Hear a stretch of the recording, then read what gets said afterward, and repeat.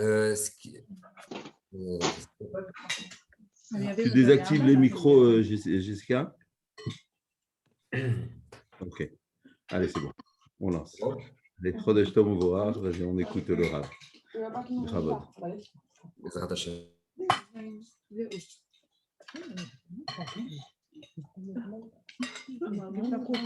Voilà. Donc, si c'est possible que chacun désactive ses micros, ce sera plus.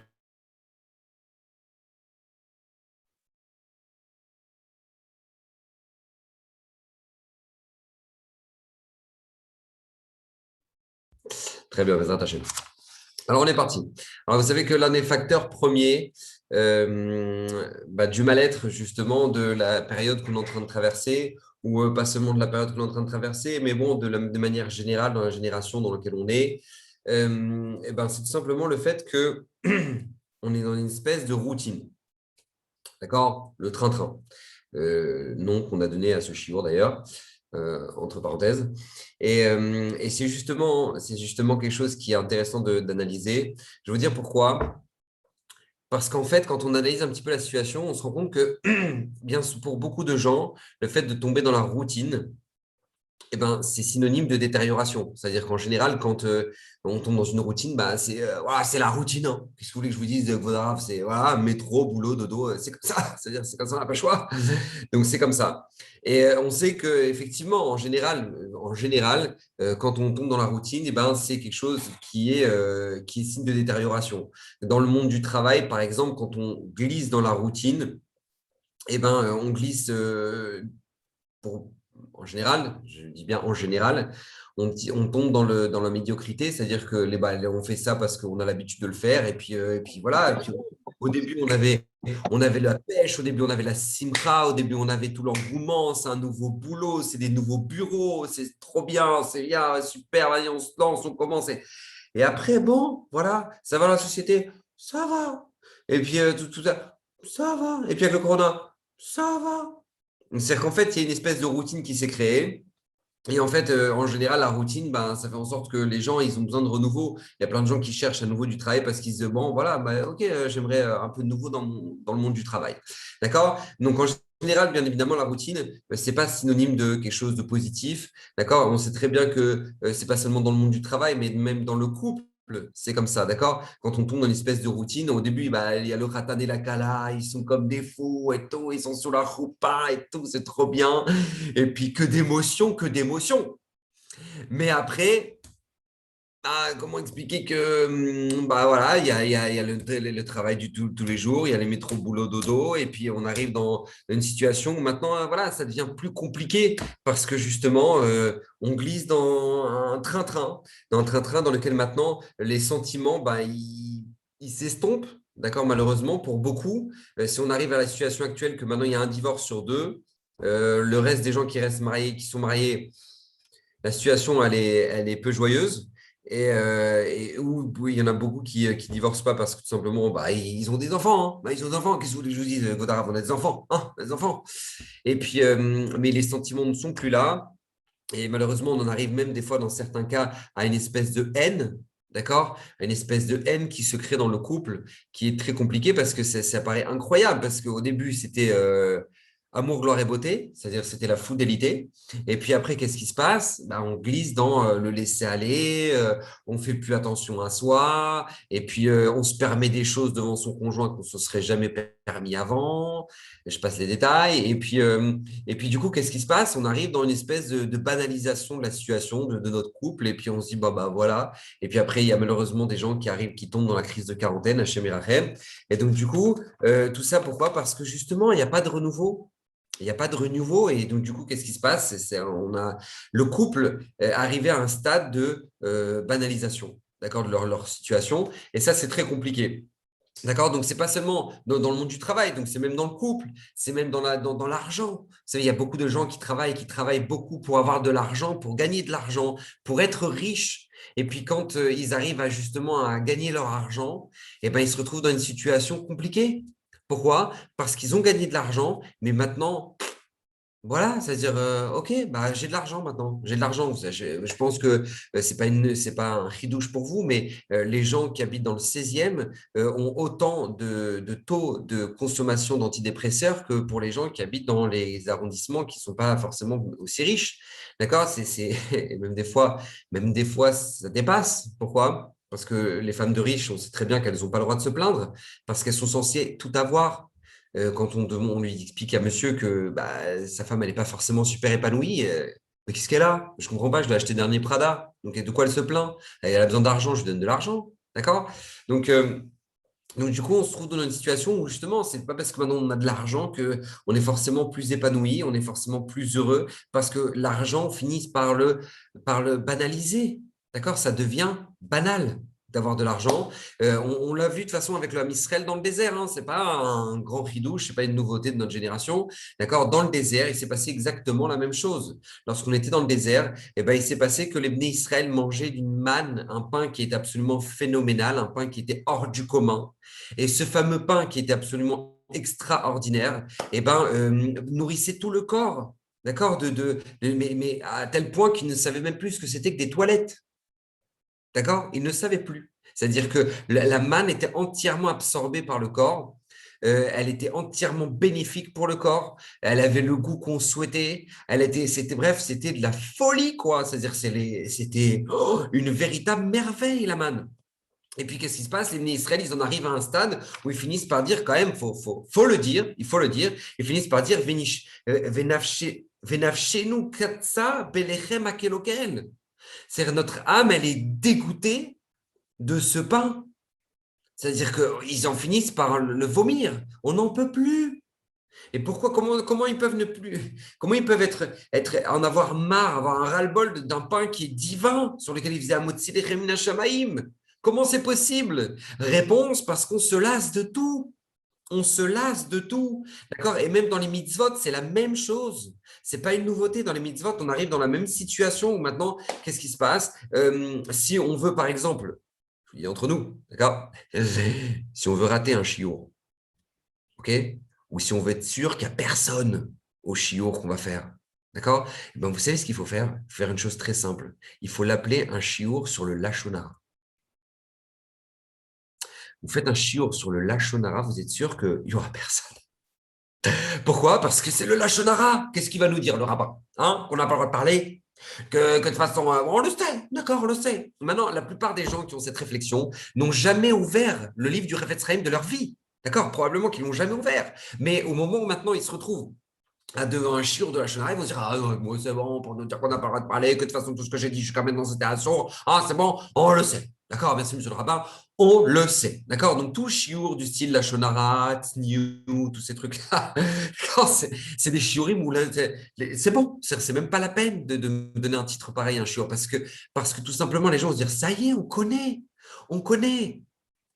Et on arrive à une banalisation de tout.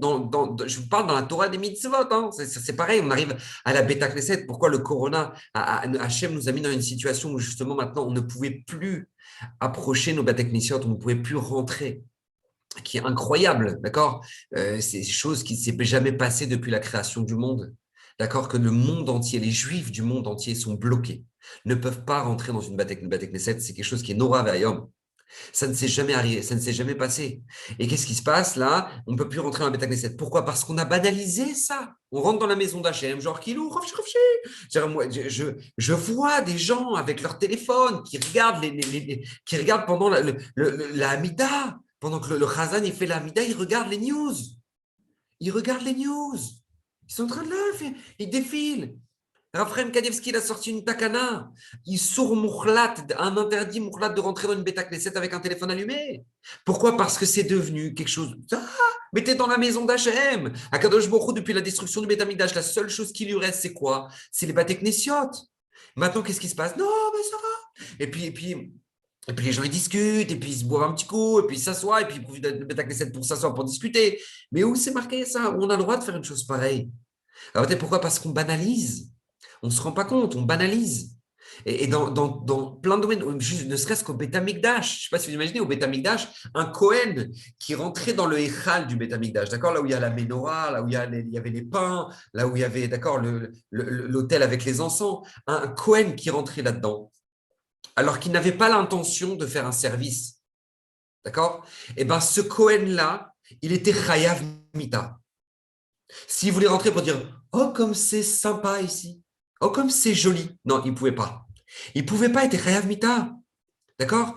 C'est la même chose dans le Beth Amikdash. Le Ham Israël, lorsqu'il rentrait dans le Beth Amikdash, il devait rentrer par une porte et sortir par une autre. Pourquoi? Parce qu'il ne pouvait pas rentrer par la même porte.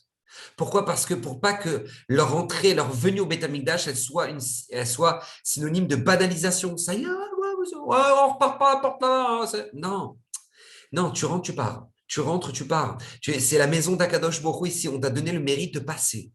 Et ça, c'est quelque chose qui est très important parce que justement, dans tous les domaines, on en arrive à ça. Moi, je connais énormément de gens qui ont fait tchouva. Et en fait, qu'est-ce qui se passe? Ils ont l'après-tchouva.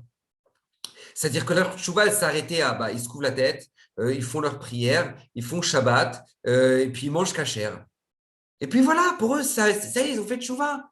Et puis ça y est. Donc, ils ont mis mode pilotage automatique.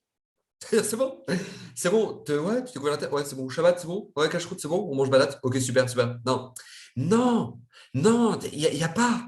Ne banalise jamais ta tchouva. Continuer sans arrêt à te renouveler, à recommencer parce qu'on a une Torah à apprendre. On a un chasse à finir.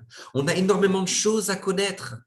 Et on a énormément de choses à approfondir. Mais si maintenant on en arrive à une routine, c'est pas bon signe. D'accord?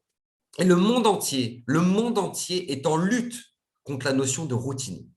Le monde entier lutte contre la routine. Il faut le savoir, ça. C'est-à-dire qu'il faut savoir qu'à l'heure actuelle, je ne sais pas si vous avez remarqué, quand vous allez acheter des shampoings, d'accord, avant, tu avais shampoing pêche, ouais, shampoing à la vanille. Ouais. Maintenant, tu as shampoing au kiwi et aux fleurs des palmes et au lait des chèvres de montagne des Alpes. Je t'en supplie, c'est un shampoing. C'est un shampoing. C'est un shampoing. Et non, on te dit, ouais, au kiwi, aux fleurs de palme. Mais pourquoi? Parce que justement, tu as besoin de renouveau. Parce que si je te dis un shampoing à goût vanille ou odeur vanille, les gens disent, on connaît vanille, on connaît. D'accord? On connaît. Et donc, le monde de la consommation est sans arrêt en train de se renouveler sans arrêt, parce que justement, on rentre dans ce système-là. Quand on voit des firmes comme Hollywood, comme Disney, qui maintenant se cassent la tête à faire des nouveaux films, c'est pas juste qu'ils veulent gagner de l'argent, parce que bien évidemment, ils ont besoin d'argent, mais c'est parce que justement, ils sont sans arrêt en lutte contre la notion du déjà vu. Du déjà vu. Ouais, on connaît ça. D'accord? New York noyé sous les grandes vagues géantes. On connaît. D'accord. Le héros qui se prend 4 balles dans la cuisse et qui commence à courir, qui continue à courir le 100 mètres en 10 secondes, on connaît. D'accord. Donc, il faut toujours plus impressionnant, faut toujours plus... parce que justement, on se retrouve dans une banalisation de tout. D'accord. Et c'est justement ça que même les marques d'habits, d'accord, sont en lutte contre ça. Parce que les marques d'habits, ils sont justement en arrivent à prendre des risques. C'est que les marques d'habits, on arrive à prendre des risques parce qu'ils lancent des nouvelles collections en espérant que ça marche. D'accord? Alors, bien évidemment, c'est sûr que ça fait partie du commercial, de se renouveler, etc. Mais ils se prennent des risques parce que pour en arriver à mettre des habits tellement originaux, d'accord, comme on a maintenant de nos jours, c'est tout simplement une prise de risque parce que tout simplement, ils ont besoin de créer du renouveau pour que les gens achètent parce que sinon, ils se disent, bah, ça va, oh, j'ai vu la même chose à la Redoute, hein. Qu'est-ce que je vais commencer à me casser la tête? C'est bon, j'ai vu la même chose sur Next. D'accord? Donc, qu'est-ce qui se passe? Ils sont obligés de se dire non, nous, il faut qu'on ait un produit spécial, un produit original. D'accord? Et ça, il faut faire très attention. Je vais vous dire pourquoi. Parce que justement, la banalisation de tout, en fait, c'est un piège dans lequel maintenant on tombe de manière automatique. D'accord? Mais ce n'est pas seulement ça. C'est-à-dire qu'en fait, nous, on doit lutter contre ça. On doit lutter contre la routine dans notre vie. D'accord? C'est notre devoir, lutter contre la routine dans notre vie. Parce que sinon, on n'est pas en lutte et si on n'est pas en combat contre ça, qu'on le veuille ou non, la routine sera changée par d'autres. d'accord? Que ce soit par la mode, que ce soit par les films, que ce soit, d'accord? Mais là, il y a un double risque. Le premier risque, c'est qu'à partir du moment où maintenant, c'est pas toi qui as changé ta routine, mais c'est qu'on te l'a changé ou tu as attendu qu'on te l'ait C'est une changé. catastrophe en Eh ben, Turquie. c'est tout simplement le fait que le premier danger, c'est que tout simplement, tu deviens une proie. D'accord? Si toi, tu n'as pas changé ta routine, mais on te l'a changé, ça veut dire que probablement tu es une proie.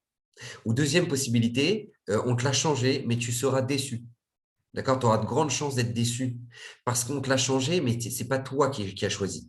Et c'est justement là où il faut faire très, très attention à ne pas tomber parce que justement, on tombe dans ce piège-là d'aller chercher d'autres plaisirs matériels alors que maintenant, parce que tout simplement, on est gavé du reste. Vous savez qu'on en arrive à des situations maintenant à l'heure actuelle, ne serait-ce que, d'accord, je donne un exemple très simple, les gens qui sautent en parachute.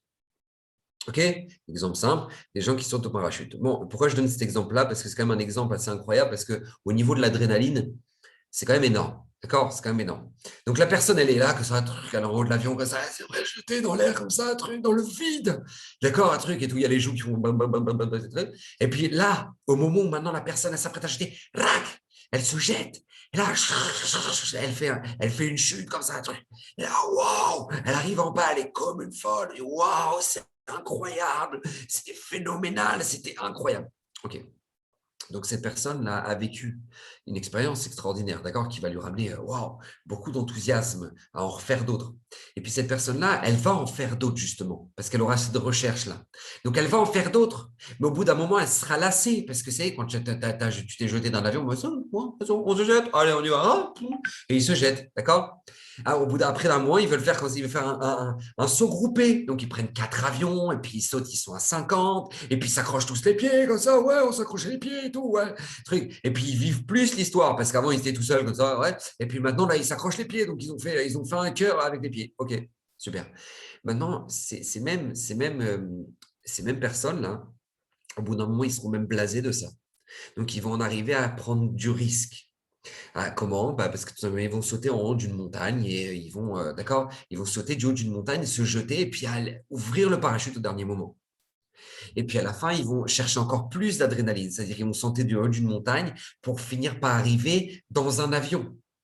Ce qui est absolument incroyable, ça je l'ai vu, c'est quelque chose de phénoménal, d'accord? Ils se jettent du haut d'une montagne et au dernier moment, tac, ils se rendent dans l'avion, ils n'ont même pas ouvert leur parachute. D'accord? Donc, comment se fait-il que ces gens-là en arrivent à de tels extrêmes? Parce qu'on le veuille ou non, au bout d'un moment, même les choses qui peuvent amener a priori le plus d'adrénaline dans la vie, on le banalise. Ça devient une routine. Ce qu'on appelle un saut en parachute de routine. D'accord? Pourquoi? Parce que, bon, on a sauté pour sauter. D'accord? Mais ça ne fait plus rien. Les gens sont en recherche de nouvelles sensations. Et ça, c'est justement le danger dans lequel il ne faut pas tomber parce que beaucoup de gens essaient de briser leur routine avec la recherche de nouvelles choses. Mais si tu cherches une nouvelle chose, tu sais, il y a les achats. Donc, c'est pour ça qu'on t'a créé les soldes d'hiver, les soldes d'été, le Black Friday. On te l'a rajouté comme ça en plein au milieu. Tu sais pourquoi? Parce que justement, il y a besoin de renouveau. D'accord? Et ils savent que ça marche. Ça marche énormément. Donc ça, c'est le premier piège à ne pas tomber parce que de toute façon, que tu le veuilles ou non, tu arriveras forcément à une situation où maintenant tu seras lassé. D'accord? Le deuxième piège dans lequel il ne faut pas tomber, justement aussi, c'est le fait de se plonger dans l'illusion. D'accord? Il y a beaucoup de gens qui se connectent à Netflix parce que justement, ils veulent fuir dans le monde de l'illusion. Et le monde de l'illusion, c'est très important de le savoir parce qu'il faut en être conscient. C'est comme quelqu'un qui a très, très soif. D'accord? Il a très soif, il a faim, il a soif. Et là, d'un coup, on lui donne une bouteille d'eau salée. D'accord? C'est exactement la même chose. Même si beaucoup de gens veulent se détendre sur Netflix parce que c'est passer du bon temps, c'est regarder un film, regarder une série, et ça me fait ça me fait changer les idées. C'est boire de l'eau salée alors que tu as soifé. Parce que la plupart des gens qui, justement, passent leur soirée à regarder ce type de série sont des gens qui cherchent justement à se déconnecter de leur train-train. Mais excusez-moi, quand tu te déconnectes de ton train-train, justement, en plongeant dans un truc qui est surréaliste, tu te dis waouh, mais tu te rends compte en fait le monde entier il vit, le monde entier il bouge, le monde entier il se passe des choses et moi il se passe rien. Il se passe rien dans ma vie. D'accord? Et ça, C'est ce qu'il y a de plus terrible. C'est justement le fait de boire de l'eau salée alors que maintenant tu as soif. Parce que lorsque maintenant tu vas finir par regarder ta série, eh ben, tu vas éteindre ta télé et puis là, tu vas te dire, eh ben, cette soirée n'a absolument rien changé. Je suis comme tous les autres soirs et demain, je retourne au boulot. Et on est à Paris et il fait gris. Voilà, c'est tout. Point. Point. Et ça, il faut justement faire très, très attention à ne pas plonger là-dedans parce que justement, ne pas plonger dans le monde de l'illusion, de se dire, oh, attends, le monde bouge, le monde a un sens et moi, je me galère et moi, ça ne bouge pas. Alors, pourquoi je vous dis tout ça? Parce que justement, on en arrive à un espèce de paradoxe. Le paradoxe, il est très simple. C'est que justement, on sait que maintenant, il y a ce qu'on appelle la routine, le métro, boulot, dodo et que chacun lutte contre ça. Et on a vu que tout, à tous les niveaux, dans tous les niveaux sociaux, on essaie de lutter contre cette espèce de train-train, une espèce voilà, de banalisation de la vie. Mais d'un autre côté, Akadosh Baruch Hu lui-même, c'est ça qui est incroyable, Hachem lui-même, il nous fait des choses qui paraissent banales. Akadosh Baruch Hu, dans notre vie, il nous demande de faire des choses qui forcément vont nous plonger dans la routine. Et c'est ça qui paraît incompréhensible. Parce que comme un Kadosh Baruch Hu qui, lui, nous a créé, d'accord, c'est lui le patron. Donc, quand lui, il nous a créé, il sait très bien que la saturation qu'on a, d'accord, d'une vie qui est toujours la même, c'est divin. Parce que tout le monde le sent, ça. Tout le monde ressent qu'au bout d'un moment, ça y est, on en a marre. On veut du changement. D'accord? Et pourquoi Kadosh Baruch Hu, lui qui nous a créés, qui est conscient et qui nous a créés comme ça, il nous demande lui-même de faire des choses qui sont banales au quotidien. D'accord? Il nous demande, allez, faire les 3 filotes par jour. Shacharit, Mincha, Arvit. Il y a un petit changement? Non, il n'y a pas de changement. Voilà, tu fais la même Amida. Tu fais la même Amida. Et comment on peut te demander ça, a priori, 3 fois par jour? Ou alors qu'on te dit, pourquoi justement je dois faire la même chose? Peut-être qu'Akadosh Baruch Hu, il aurait pu faire un petit suspense comme ça, tu vois, genre allez, fais Shacharit une fois par semaine, Mincha une fois par semaine, Arvit une fois par semaine, tu vois, comme ça, tu vois, dès que tu le fais, tu dis, allez, c'est moi Arvit de la semaine, c'est mon Mincha de la semaine ou c'est mon Shacharit de la semaine. Et non, Akadosh Baruch Hu te dit non, tu fais 3 fois par jour. Et la même amida. Et maintenant, tu arrives à Shabbat. Vous savez combien de gens que je connais qui sont arrivés justement à transgresser Shabbat? Pourquoi? Parce que Shabbat, ça les saoulait. Shabbat, ça les saoulait. Ils en avaient marre. Ils disaient, mais ça y est, combien j'ai travaillé toute la semaine? Ok, j'ai fait les courses. Ça y est, maintenant, j'ai préparé Shabbat. Ça y est, khalas. Qu'est-ce qui se passe? Alors, du coup, maintenant, au début, bon, tu es content, tu fais Shabbat, tu es content, tu fais Shabbat. Mais après, qu'est-ce qui se passe au bout d'un moment? Tu te réveilles à 10 heures le Shabbat matin, tu passes ton Shabbat à dormir. À la fin, bon, bah, tu attends ton mari, il est rentré à Beth Knesset, ok. Bon, bah, alors on va se mettre à table. Bah, on va se mettre à table. Puis qu'est-ce qu'on va faire cet après-midi? Bah, viens, on fait quelque chose de super original. On va faire une sieste. Hein? Viens, on essaie de faire quelque chose de super original, une sieste. Qu'est-ce que t'en penses? Ah ouais, c'est tellement original pour Shabbat. Viens, on fait une sieste. Cool. Allez, on fait une sieste. Allez, vas-y, on chauffe. Et puis ça, c'est Shabbat. Et puis on attend. Bon, c'est sorti Shabbat. T'as vu des étoiles? Ah non, c'est un avion. Ok, bon. Alors, c'est ça Shabbat. Et il y a les gens qui sont arrivés, ça me saoule. Ça me saoule. Pourquoi? Parce que justement, on est arrivé à banaliser Shabbat. Et ça, Akadosh Baruch Hu le sait. D'accord? Donc, Akadosh Baruch Hu nous demande de le faire. Alors qu'il le sait très bien. Et David Ameller lui-même se trouvait dans cette situation un petit peu compliquée. Vous savez, c'est important de le savoir parce que David Ameller lui-même, il prie dans Teilim. Il dit, Achat sha'alti me'et Hashem. J'ai demandé à Akadosh Baruch Hu une chose dans ma vie. Shifti bebet Hashem kol yemei chayai. Akadosh Baruch Hu, je te demande une chose, d'habiter dans ta maison, de résider dans ta demeure toute ma vie. Toute ma vie. Kol yemei chayai. Mais après, il nous dit quoi? Ou les vaker be'echalo. Akadosh Baruch Hu, je te demande, d'un autre côté, d'être toujours être un nouveau visiteur dans ta maison, dans ta demeure. Tous les commentateurs posent la question, je ne comprends pas comment d'un côté David Ameller peut dire Shifti bebet Hashem kol yemei chayai. J'ai habité dans la maison d'Akadosh Baruch Hu tous les jours de ma vie, d'accord, et habiter, résider dans la maison d'Hachem, c'est-à-dire étudier du matin au soir et être dans le Beth Knesset toute la journée, c'est ce que David Ameller demandait. Et d'un autre côté, quoi? Ou les vaker be'echolo, de venir faire une visite dans ton. Alors, c'est quoi? C'est une visite ou tu habites? Je n'ai pas compris. Et en fait, ce qu'il demandait, David Ameller, écoutez bien, il priait à Kadosh Baruch Hu pour que même si le fait que maintenant il était toute la journée dans la maison d'Akadosh Baruch Hu, qu'il ressente sans arrêt que ce soit comme si c'était une nouvelle visite. Il venait de rentrer dans la maison d'Hachem. Que jamais il s'en habitue. Et ça, c'était une fila d'Hachem, c'est un télim. D'accord? Et si c'est un télim, ça veut dire que c'est une lutte que David Ameller faisait. Donc pourquoi Kadosh Baruch Hu nous a créé un système pareil, que d'un côté, le monde entier lutte contre le métro, boulot, dodo, d'accord? Le fait que maintenant, sans arrêt, on vit des actions de routine, le train-train. Et puis d'un autre côté, Kadosh Baruch Hu lui-même, c'est lui qui nous a créé, nous demande de faire ça. Des choses qui vont forcément nous plonger dans une routine, d'accord? Et là, je voudrais en arriver, écoutez bien, à l'essentiel du shiur de ce soir, écoutez bien. C'est qu'en fait, la routine, souvent pour nous, c'est signe de défaut. D'accord? C'est bon, je suis tombé dans la routine, j'ai pas eu le choix, c'est comme ça, de toute façon, c'est ma vie, elle est comme ça, donc c'est une espèce de victimisation, d'accord? Ou maintenant, bon, c'est un inconvénient, j'ai pas le choix, voilà, c'est comme ça, et puis de toute façon, il faut bien que je nourrisse ma famille, donc il faut bien que je vis comme ça, et de toute façon, je ne vais pas me renouveler, ok? Alors qu'en fait, il faut savoir qu'une chose, c'est que il n'y a rien de négatif après dans la routine, absolument rien, et je vais m'expliquer. Au contraire, la routine, c'est une nature des choses. D'accord? C'est une nature. C'est pas quelque chose un inconvénient. C'est pas qu'il y en a dans leur couple, bah, c'est jamais la routine. Et puis nous, bah oui. Nous, bah, on n'a pas de bol, tu vois. Bah, nous, on a raté notre mariage parce que nous, c'est la routine. Non. La routine, ça arrivera chez tout le monde parce que c'est une nature des choses. La routine finira par arriver dans n'importe quel domaine. OK? Mais par contre, qu'est-ce que tu vas en faire? Ça, c'est dans tes mains. Je m'explique parce que c'est très important, écoutez bien. La vie, n'oubliez jamais, la vie ressemble à une piscine.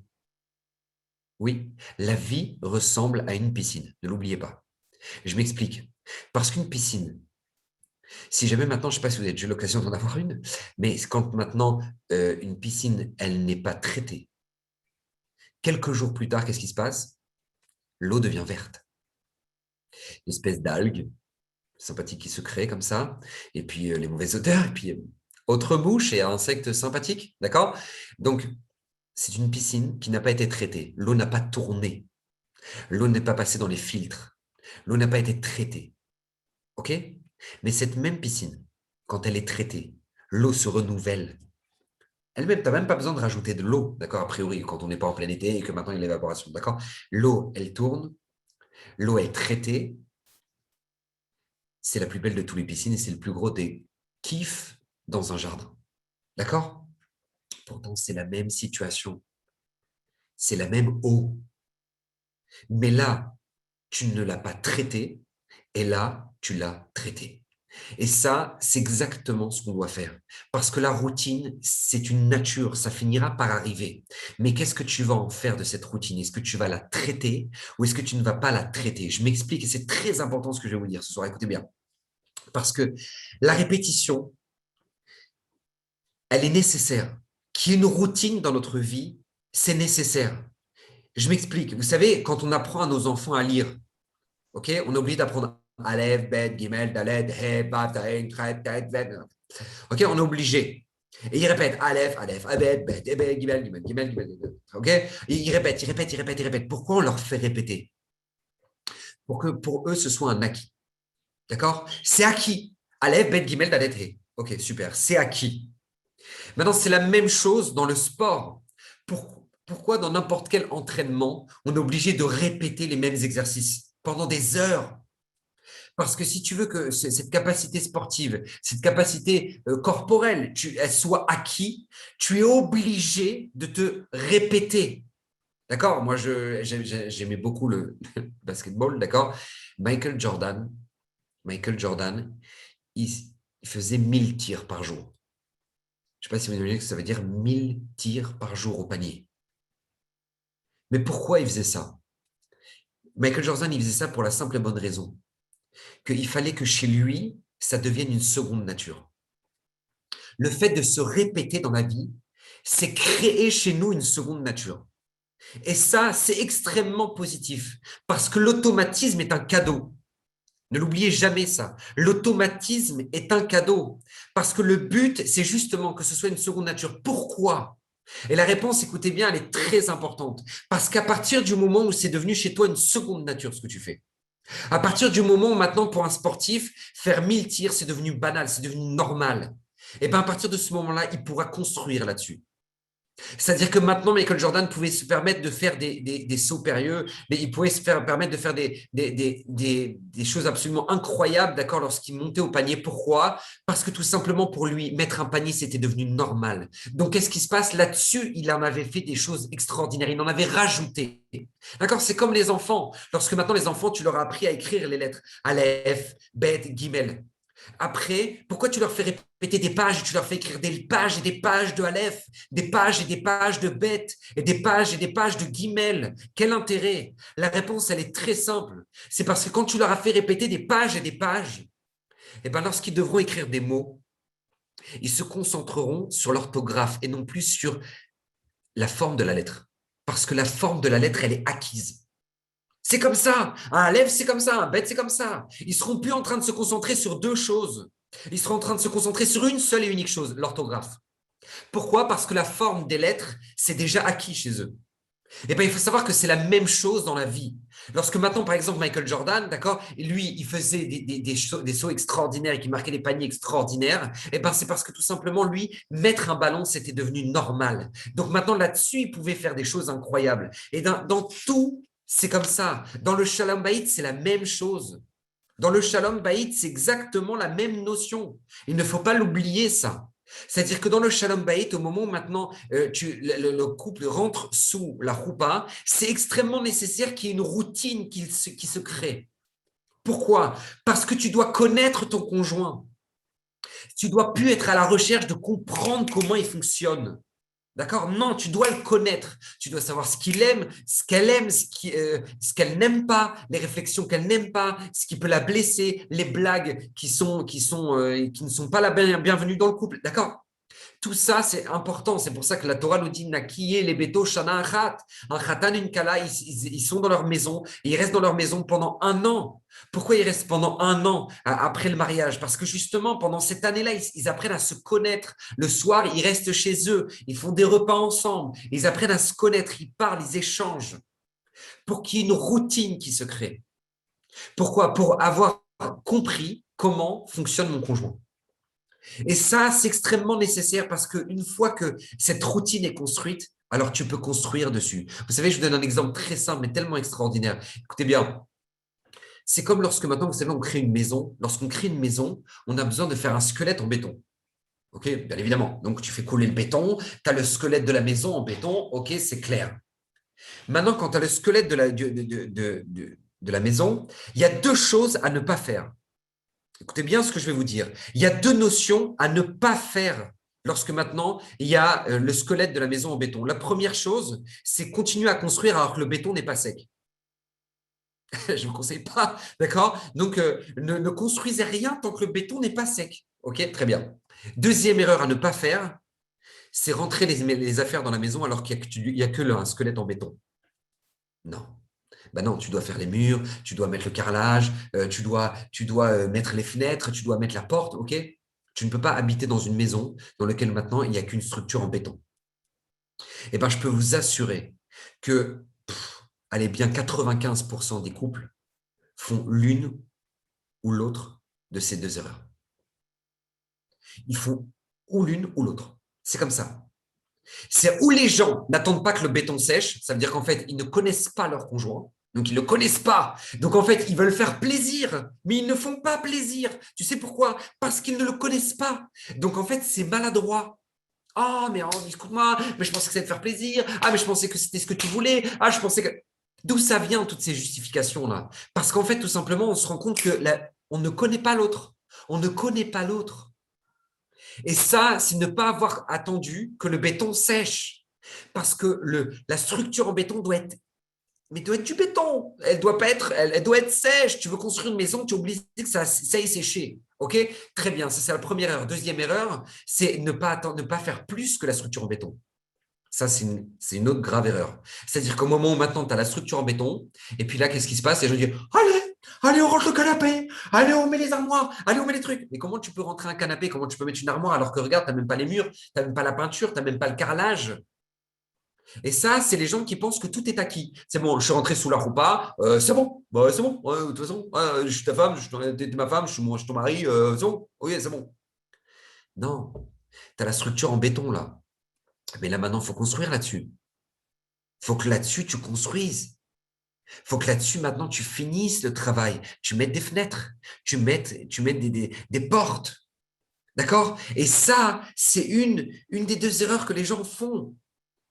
Où ils sont maladroits, où ils n'ont pas encore acquis ce qu'il fallait. Et du coup, maintenant, qu'est-ce qui se passe? Et toute la vie, c'est une évolution. Parce que regarde, quand les compliments, c'est acquis dans le couple, quand maintenant l'écoute, elle est acquise, et que ça devient quelque chose de banal, ça devient une routine, c'est quelque chose d'extraordinaire dans le couple. D'accord? Il y a beaucoup de couples qui souffrent de ne pas savoir s'écouter l'un l'autre, de ne pas avoir de l'admiration l'un pour l'autre, de ne pas avoir des compliments l'un pour l'autre. D'accord? Il y a beaucoup de couples qui souffrent de ça. Mais maintenant, quand maintenant ça c'est acquis, c'est acquis, c'est normal. C'est la normalité dans le couple. On se fait des compliments, on se voit, on se fait des compliments, on se soutient, on se motive, etc. OK. Et ben, quand ça c'est acquis, tu peux construire là-dessus. Parce que tu peux construire maintenant, peut-être que maintenant je dois innover.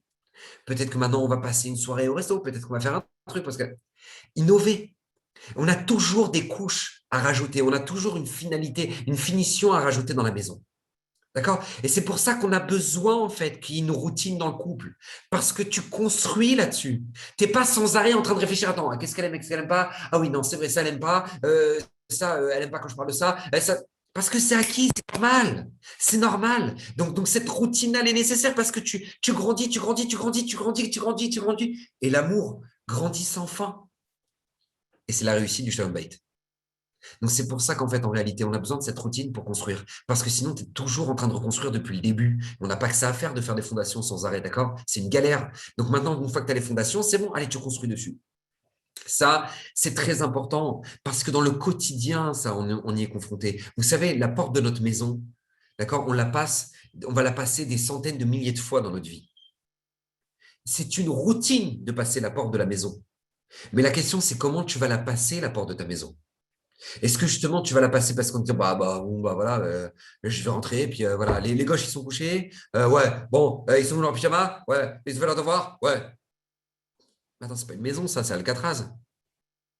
Ah, c'est pas une maison, c'est Alcatraz. Quand maintenant tu passes la porte de ta maison, pose-toi la question, qu'est-ce que je peux faire? C'est un acte banal que de toute façon je fais tant sans arrêt. Alors qu'est-ce que je peux faire? Et réfléchis, tu te rendras compte que peut-être que maintenant je vais passer la porte de la maison et toute mon énergie négative et toutes les lourdeurs que j'ai vécues aujourd'hui, je le laisse dehors. Voilà, comme les poubelles qu'on jette dehors. Ah, ouais. Tu secoues ton habit comme ça de tous les ondes moisies. Et qu'est-ce qui se passe? Tu rentres. Oh, et tu penses à faire des sourires et tu penses à. Tu as fait le même acte. Mais sauf que sur cet acte, tu as construit. Sur cet acte, tu as construit. Et c'est ça qui est attendu de nous. Parce que dans notre vie, si on veut transformer notre vie, parce que notre vie, de toute façon, au bout d'un moment, elle arrivera à une banalité. Mais si tu veux transformer ta vie, tu as compris que tu dois construire là-dessus. Tu dois construire sur ce qu'on appelle ta banalité. C'est pour ça que la Mishnah en Pirkei Avot, elle dit quelque chose de tellement extraordinaire que maintenant on peut voir avec un nouveau regard. Une Mishnah tellement forte. La Mishnah nous dit Ezeu Ashir. Qui c'est qui a appelé quelqu'un de riche à sa mère Bechelko? C'est celui qui est heureux de ce qu'il a. Mais quand la Mishnah en Pirkei Avot, elle nous dit ça, écoutez bien, c'est un fondement extraordinaire. Tu sais si tu es riche dans ta vie, à partir de quel moment?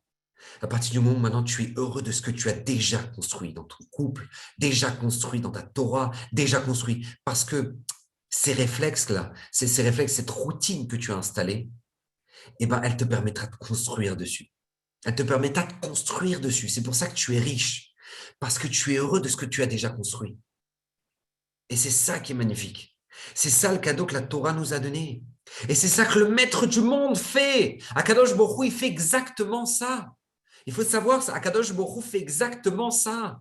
Hachem, dans le monde qu'il a créé, il a créé un monde absolument incroyable. Et dans ce monde-là, il n'a plus rien créé d'autre. Comme ça nous dit le Ramban. Depuis Parashat Bereshit, où il a créé le monde, depuis la création du monde, il ne créera plus rien. D'accord? Comme l'a dit, j'ai oublié quel scientifique, rien ne se perd, rien ne se crée.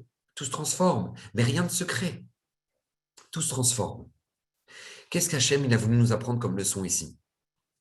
Que le monde, il sera toujours le même. Le monde sera toujours le même. Mais qu'est-ce que tu vas faire avec ce monde-là? Regardez ce qu'Hachem fait avec. Vous êtes déjà parti en montagne, probablement, d'accord? Les montagnes, c'est un paysage absolument phénoménal en hiver. Mais c'est un paysage absolument extraordinaire aussi en été.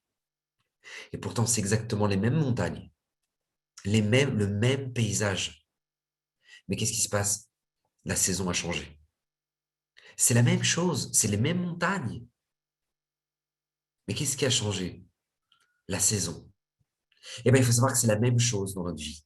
Hachem nous a transmis ici un message qui est extraordinaire. Ton couple, c'est le même, ça sera le même. Mais qu'est-ce qui se passe? Ah, la voisière. Merci, top. Maintenant, qu'est-ce qui se passe? Il faut savoir que c'est exactement la même chose. À partir du moment où maintenant ton couple, c'est la même, ton couple, c'est le même.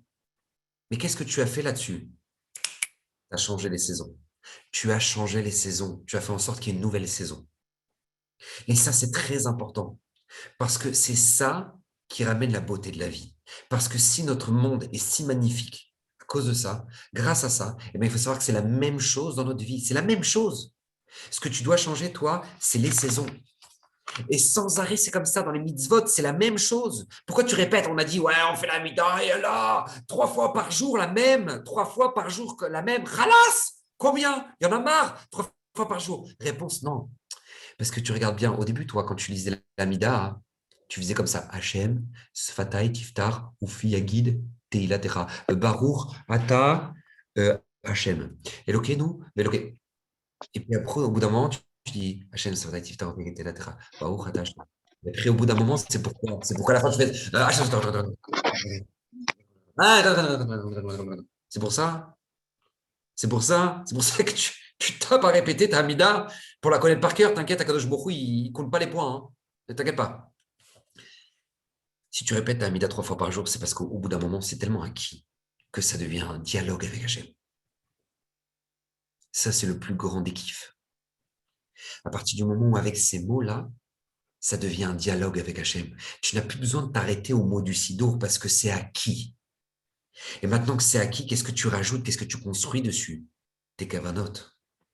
Et tu comprendras vite cette merveille que le Anshe Knesset Agdola, la grande assemblée, nous a fait lorsqu'ils ont écrit l'Amida, c'est qu'ils avaient pensé à toutes les kavanotes de tout le Ham Israël pour tous les temps. Et tu verras qu'à chaque fois que tu feras ta Amida et que tu feras à nouveau ta prière, et tu verras qu'à chaque fois, en fonction des problèmes que tu as eu dans ta vie, ta Amida n'était pas la même. Pourquoi? Parce que tu as travaillé, parce que tu as acquis les mots. Les mots, ils sont acquis. C'est une routine. Mais tu as travaillé, tu as construit ta kavana dessus. Et ça, c'est ce qui est attendu de nous. Et c'est ça qui est absolument magnifique. Jusqu'à en arriver à ce que a vécu le Rama Mipano. Le Rama Mipano, vous savez que c'est un immense Mekoubal en Italie. Le Rama Mipano, un jour, il a dit à un de ses élèves, il a dit, je te demande de rester à côté de moi pendant la Mida.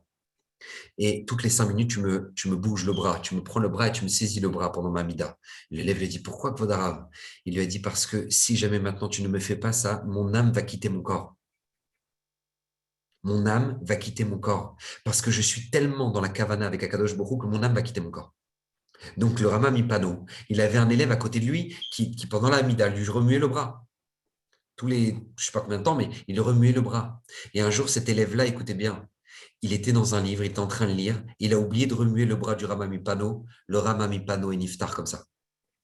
Le Rama Mipano est niftar pendant sa Shmona Esrei, pendant sa Mida. Sa Neshama a quitté son corps. Et le Rama Mipano, il récitait la même Amida que nous.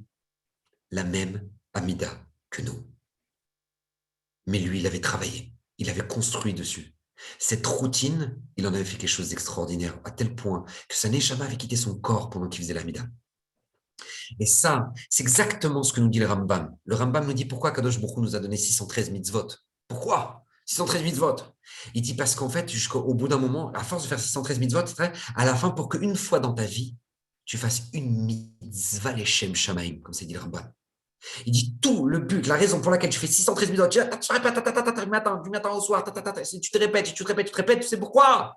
Pour qu'une fois dans ta vie, tu fasses une mitzvah qui est leshem shamaim. Et ça, c'est extraordinaire parce que c'est la leçon qu'on doit en tirer. Pourquoi beaucoup de gens, le Shabbat, ça devient un poids pour eux. C'est lourd, ça y est, combien? On a fait la sieste, ça y est, combien? Je sais pourquoi. Parce que c'est vrai, tu as pensé à acheter le poisson. Tu as pensé à acheter la viande. Bravo. Tu as pensé à acheter un bouquet de fleurs pour ta femme. Bravo, kolakavod. Mais maintenant, qu'est-ce qui se passe? Il y a un truc que tu as oublié. C'est de quoi on va parler à table. Tout comme les femmes ont la mitzvah de préparer les repas de Shabbat, l'homme a la mitzvah de préparer. De quoi on va parler à table? Le Khatam Sofer nous dit quelque chose d'extraordinaire. Le Khatam Sofer nous disait, mais un enseignement. Il nous dit, le Khatam Sofer, tu veux que ton Shabbat soit prêt, mais prépare des histoires.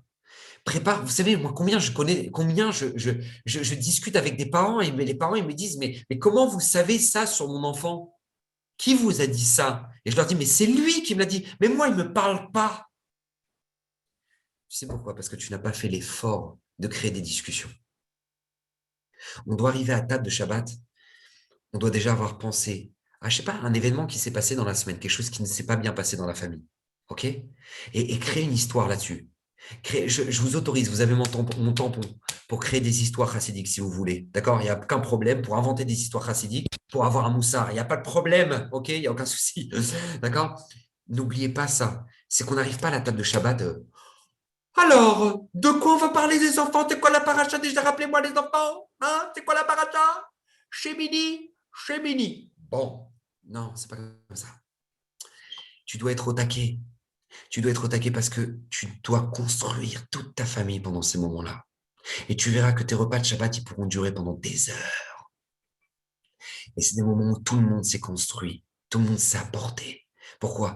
Parce que tu as construit sur un acquis. Shabbat, c'est bon, c'est acquis. T'es pas comme un fou. Oh, on a réussi les salades. Ça fait 10 ans que tu te les tapes les salades. C'est vrai, ça, on a réussi les salades, on les a fait, d'accord? Maintenant, tu dois construire là-dessus. Tu dois construire là-dessus. Tu as l'effervescence du début du Shabbat et puis tu as l'effervescence de 10 ans après le Shabbat. Et au Hachem, et tu construis. Mais tu restes pas parce que sinon, c'est une banalité c'est l'eau de la piscine qui tourne au vert, ça. Ça, c'est l'eau de la piscine qui tourne au verre. Non, l'eau de la piscine, on la fait, on la traite, on la tourne. Et au Hachem, elle devient une piscine extraordinaire et tu plonges dedans et t'es autant, très bien, allez, vas-y les enfants, venez. Parce que tout le monde kiffe. Parce que tout le monde kiffe. Et ça, c'est très important, je vais vous dire une chose. Dans tous les domaines, c'est comme ça. Vous savez, je vous donne un exemple très simple. Le Gaon de Vilna, écoutez bien, le Gaon de Vilna choisissait ses élèves en fonction de l'amour qu'ils avaient à revenir sur leur étude. Le Gaon de Vilna, il choisissait ses élèves pas en fonction de leur grandeur, de l'amour qu'ils avaient à revenir sur ce qu'ils avaient étudié. Parce que ça, c'est signe de grandeur. Parce que quand tu es capable de revenir sur ce que tu as étudié et que maintenant tu comprends qu'en fait, quand tu reviens, tu mets une deuxième couche, vous savez, c'est comme la peinture, c'est exactement la même chose. Tu peux mettre une couche, et voilà, tu as mis une couche. Voilà. Mais tu peux mettre une deuxième couche et tu peux mettre dessus un enduit. Mais tu ne peux pas mettre le béton, allez, je te mets l'enduit. Non, tu as besoin d'une couche, deuxième couche, troisième couche. Et là, tu mets l'enduit. C'est comme ça que ça marche. Et Gaon de Vilna choisissait ses élèves en fonction de ça. Parce que c'est la même chose. Beaucoup de gens disent, ah bon, Rachi sur le fromage, c'est bon. On l'a fait, Rachi sur le fromage. Hein. Oh, c'est bon, on l'a lu. Non, tu ne l'as pas lu. Parce que maintenant, ouvre le Maharal. Ouvre le Maharal dessus, tu vas comprendre que tu n'as pas compris Rachi. Ouvre le Maharal sur Rachi dans le Chas, dans le Talmud. Ouvre le Pnei Yoshua dessus. Ouvre le Pnei Yoshua sur le Rachi, tu vas comprendre que tu es très loin d'avoir compris Rachi. Et c'est comme ça. C'est sans fin. Parce que justement, ce qui paraît une routine, tu construis. Raphaël Kanievski, comment il en arrive à avoir fini plus de 70 fois toute la Torah. 70 fois toute la Torah, ça y est, au bout d'un moment, ça y est, tu connais. Non, parce qu'au bout d'un moment, tu rentres dans un système qui est beaucoup plus puissant que ça. Tu rentres dans un système où maintenant, après, tu comprends comment il réfléchit Rava, tu comprends comment il réfléchit Abaye, tu comprends comment il réfléchit Rabbi Akiva. Tu arrives à une autre puissance, à une autre dimension. C'est un autre monde. Parce que tu as rajouté des couches. Et c'est comme ça que ça marche. Et le but de toute la routine dans laquelle Akadosh Baruch Hu nous a mis, le but de toute la routine dans laquelle maintenant on est tous plongés et que c'est une nature des choses, c'est le changement. Le but, c'est le changement. Vous savez, moi, je vais vous dire une petite anecdote qui m'est arrivée le premier Shabbat où, avec ma femme, on était mariés et on passait Shabbat bon, c'est très important quand on vient de se marier de passer Shabbat à la maison. D'accord? Pas chez les parents, les trucs, les belles-mères, les travaux. OK? Non, à la maison. D'accord? Pour connaître sa femme, pour connaître son mari, c'est très, très important. OK? Donc maintenant, on était un Shabbat sur 3, on sortait.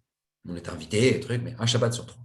Et, le premier Shabbat, on est sorti justement après notre mariage, et ben c'était chez mon Rav, Rav Elchanan Cohen. Et en fait, je chante Eshet Raïl vendredi soir à la table à la table du Rav. Et puis là, il y a une question qui me vient. Eshet Raïl Mimza.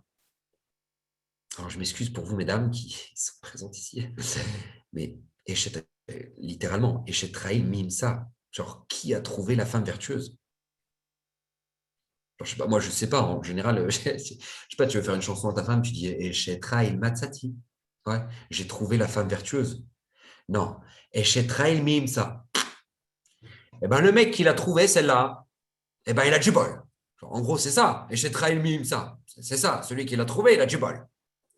Et moi, j'ai dit à mon Rav, j'ai dit, mais c'est bizarre, comment ça se fait qu'on chantait Eshet Raïl Mimza? C'est une déclaration pour sa femme. Et mon Rav m'a dit quelque chose d'extraordinaire. Écoutez bien ce qu'il m'a dit. Il m'a dit, parce que si un homme veut voir chez sa femme une Eshet Raïl, il doit la chercher. Il doit chercher en quoi elle est Eshet Raïl. Parce que si tu crois que c'est acquis, bon, c'est une tadékette, je me suis marié avec elle parce que forcément c'est une tadékette, parce que je ne serais pas marié si tu n'étais pas une tadékette. Ouais. Eh ben non, ça c'est rien d'acquis ça. Si tu veux que ta femme paraisse toute ta vie une Eshet, tu dois chercher en quoi elle est Eshet. Mime ça, celui qui a trouvé la femme vertueuse. Et ça, c'est exactement la mission qu'on a tous dans notre quotidien, dans notre routine, dans notre train-train. De rajouter du piment. D'accord?